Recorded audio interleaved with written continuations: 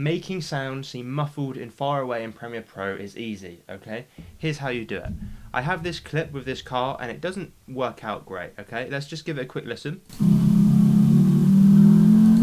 Doesn't sound great, okay? So what we're going to do is we're going to jump into effects and we're going to get parametric equalizer, okay? Drag and drop that onto your audio clip.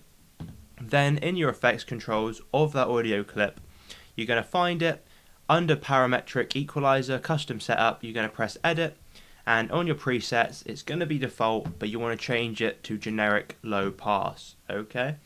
And you're going to just mess around with this. I'm going to put it roughly in the middle, and then let's see how that sounds. A lot better, okay? You can just mess around with this, okay? Move it backwards and forwards, a little bit up and down if you want.